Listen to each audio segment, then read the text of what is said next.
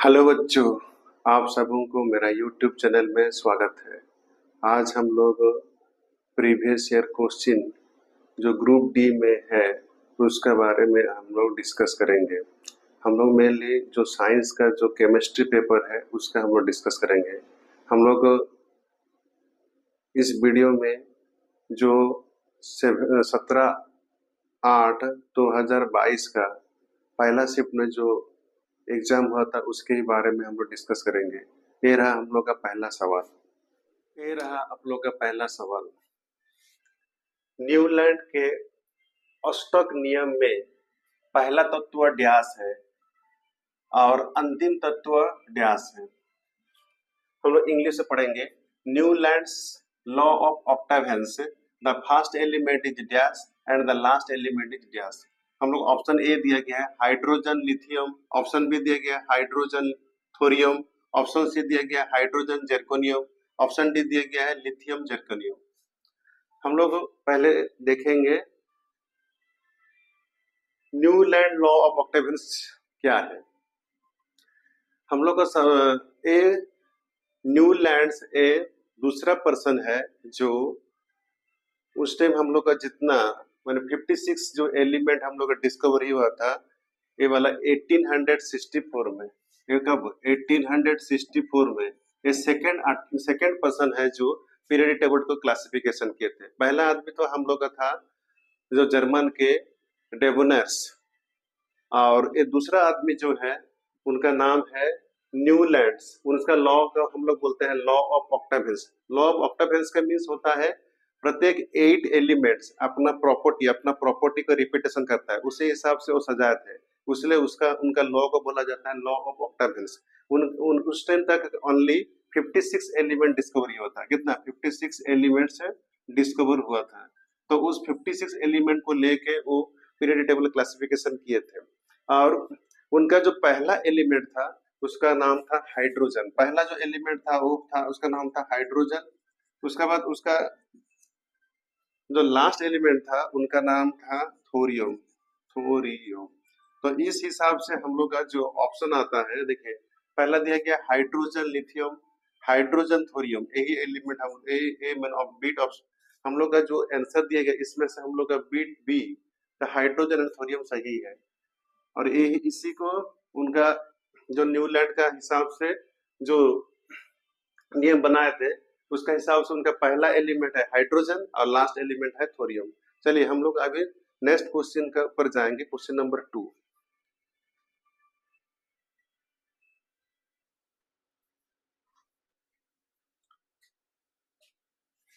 ये रहा हम लोग का दूसरा सवाल। जिप्सम को गर्म करके एक रासायनिक यौगिक एक्स तैयार किया जाता है। यह एक सफेद चूर्ण है और इसका उपयोग अग्निरोधी पदार्थ के रूप में होता है। यौगिक एक्स क्या है? हम लोग इंग्लिश में पढ़ेंगे। A chemical compound X is prepared by heating gypsum. It is a white powder and is used as fire retardant. What is the compound X? पहला ऑप्शन है बेकिंग सोडा, बी है धावन soda, सी है plaster of Paris, option D है sodium hydroxide. हम लोग पहले gypsum gypsum को हम लोग का यहाँ दे दिया है। जिप्सम को गर्म करके एक रासायनिक यौगिक एक्स तैयार किया जाता है। तो हम लोग जिप्सम को हम लोग को हीट करने से हम लोग का क्या निकालता है, एक यौगिक निकालता है। वो क्या है? देखिए जिप्सम को हम लोग लिखते हैं, उसका फॉर्मूला है जिप्सम, जिसको उसको लिखा जाता है कैल्शियम सल्फेट।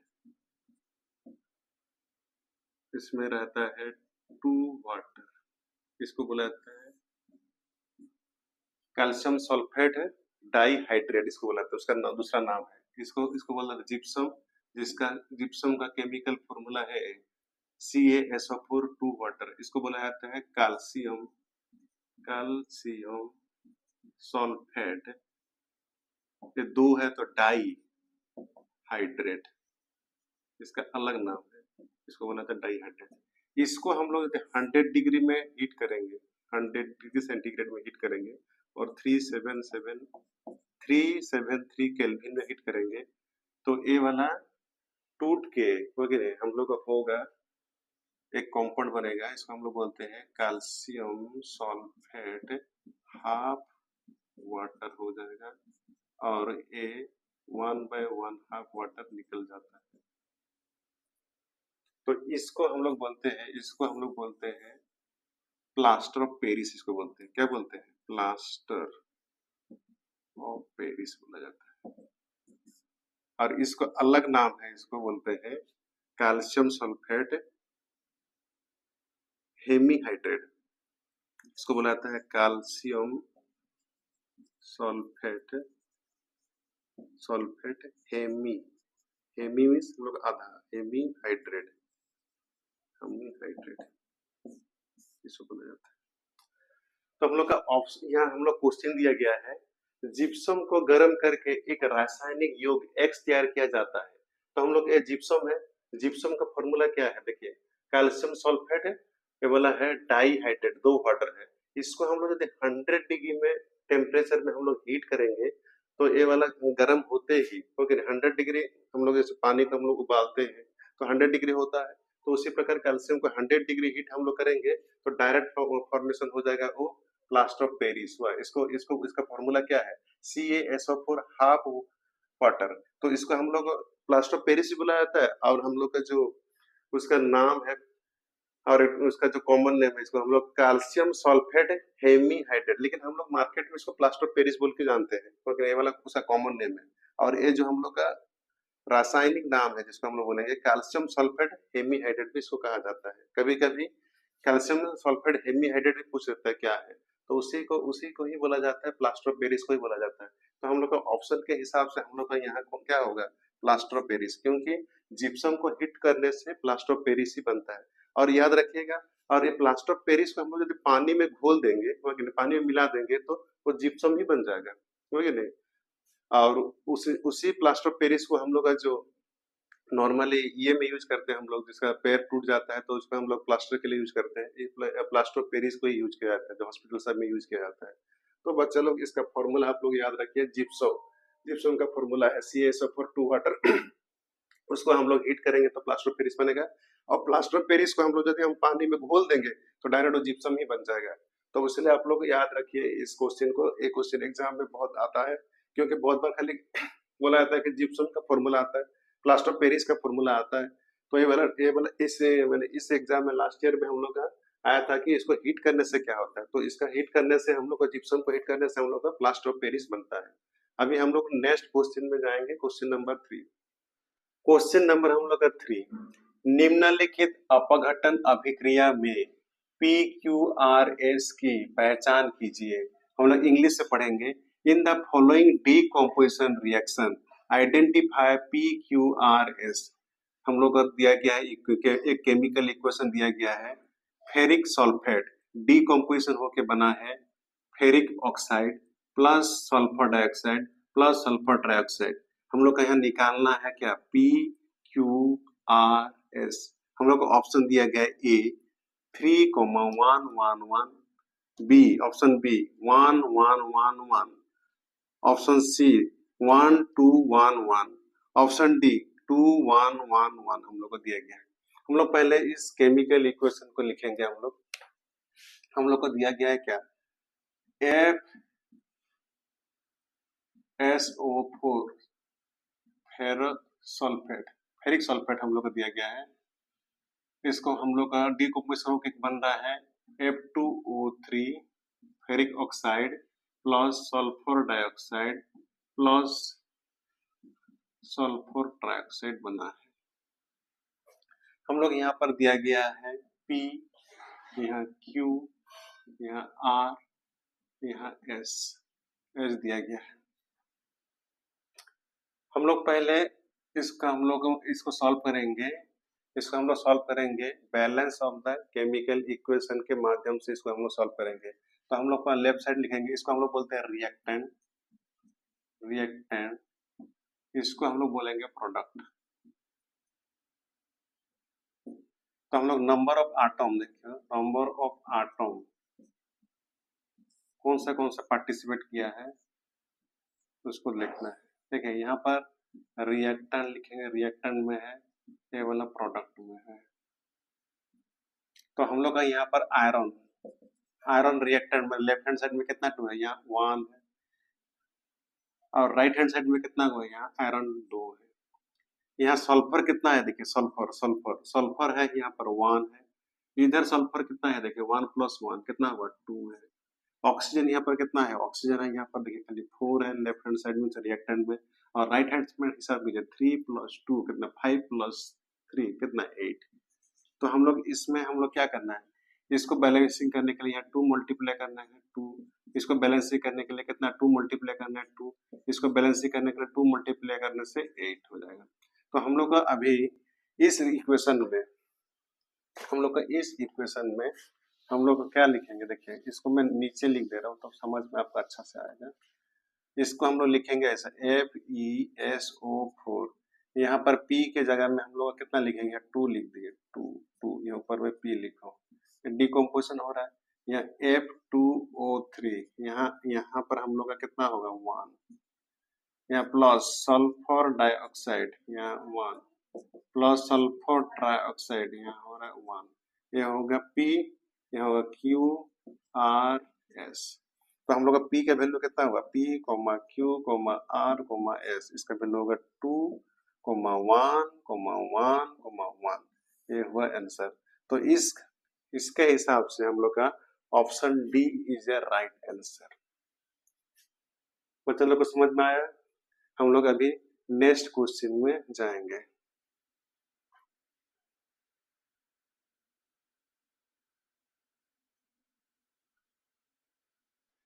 ये रहा हम लोग का चौथा सवाल।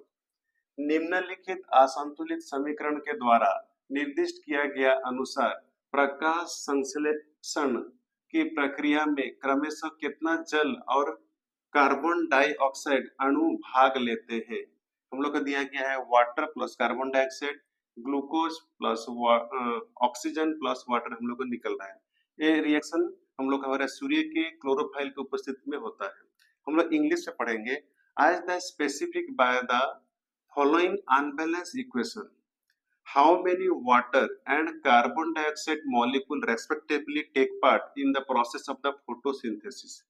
हम लोग का दिया गया है, यहाँ वाटर है, कार्बन डाइऑक्साइड है, ये ग्लूकोज है, ऑक्सीजन प्लस हम लोग का वाटर निकल रहा है। ये रिएक्शन किसका प्रेजेंस में होता है, in the presence of the sun and the chlorophyll. हम लोग का ऑप्शन दिया गया ए 3 and 6, ऑप्शन बी दिया गया 4 and 5, ऑप्शन सी दिया गया 6 and 6, ऑप्शन डी दिया गया 6 and 3। हम लोग का यहाँ पर दिया गया है, हम लोग पहले रिएक्शन को लिखेंगे। देखिए हम लोग का वाटर H2O हम लोग का लिक्विड है, और कार्बन डाइऑक्साइड हम लोग क्या होता है गैस है। ये बना हम लोग का ग्लूकोज, देखिए C6H12O6, यहाँ पर हम लोग का ऑक्सीजन निकल रहा है और वाटर भी निकल रहा है। ओके, वाटर हम लोग का लिक्विड है, ये हम लोग का गैस है, और एक ग्लूकोज एक्वस है। ओके,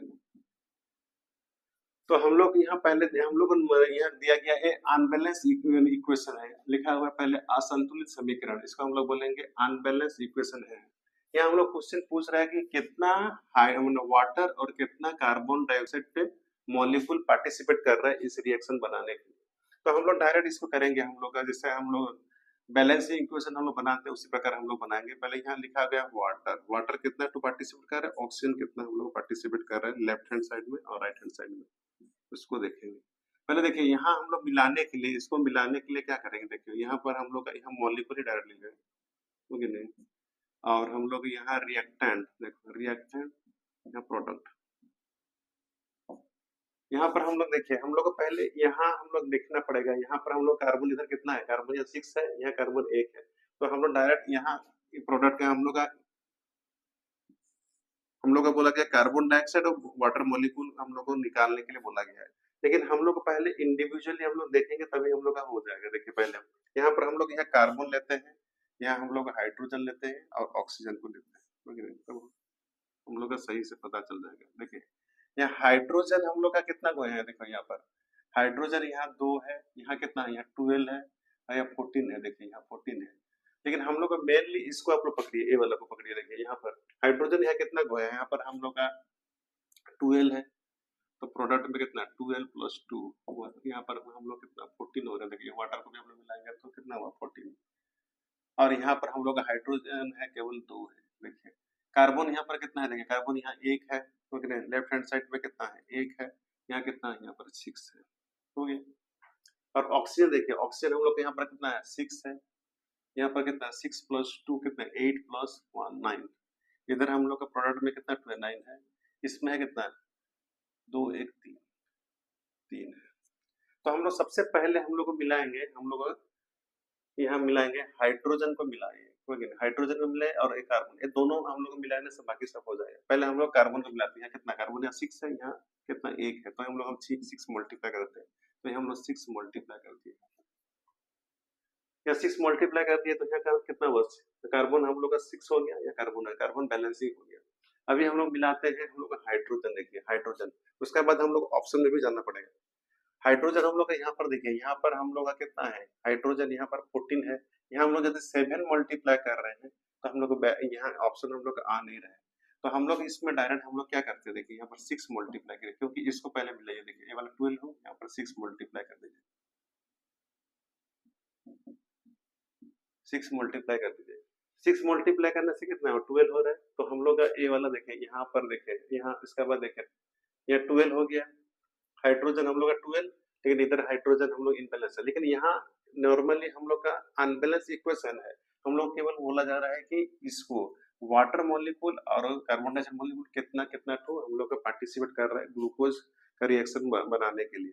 हम लोग का नॉर्मली हम लोग देखेंगे, हम लोग कार्बन और हाइड्रोजन को ही मिलाएंगे, तो हम लोग का जो ऑप्शन के हिसाब से हम लोग का जो है, हम लोग वाटर मॉलिक्यूल और कार्बन डाइऑक्साइड मॉलिक्यूल के लिए हम लोग का 6 और 6 ही चाहिए, देखिए यहाँ 6 हम लोग का कार्बन चाहिए तो वो हो गया, यहाँ पर हम लोग 6 मिलाएंगे तो एक ग्लूकोज बनेगा हम लोग, तो इसलिए हम लोग का 6 वाटर और 6 हम लोग कार्बन डाइऑक्साइड चाहिए, तो ऑप्शन हम लोग का इस हिसाब से हम लोग का ऑप्शन सी ही होगा, 6 एंड 6। हम लोग का यहाँ क्वेश्चन में पूछा गया है कितना, how many water and carbon dioxide molecule take part in the following reaction, इसको बनाने के लिए, तो हम लोग का 6 हम लोग का हाइड्रोजन मैंने हम लोग वाटर 6 वाटर और 6 कार्बन डाइऑक्साइड हम लोग को चाहिए हम लोग ग्लूकोज बनाने के लिए, तो इस हिसाब से इसका हम लोग का आंसर आ गया हम लोग ऑप्शन सी 6 एंड 6।